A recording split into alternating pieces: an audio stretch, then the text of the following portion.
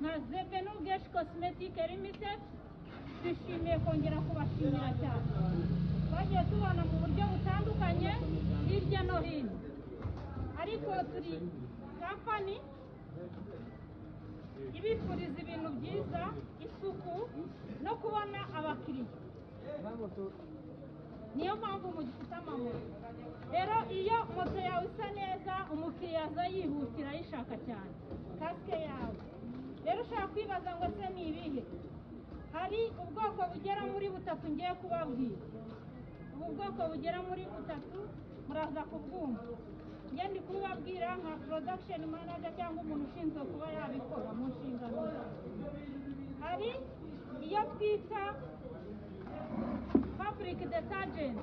iyi ikora mu buryo bwo guhumuza no koza neza igakesha murabibona muturutse hariya hirya moto uko mwazizanye ntabwo ariko zimeze moto zimeze neza cyane bagenzi banjye tuba turi kumwe bagiye babibereka ariko ubu ni uburyo bwimbitse bwo kubasobanurira iyi yitwa fabric detergent iyi ni produit nziza cyane idasanzwe kuri twebwe turashaka ko muzamuza mukoza yoza mu gihe gito kandi tukabogereza ku mafaranga makeya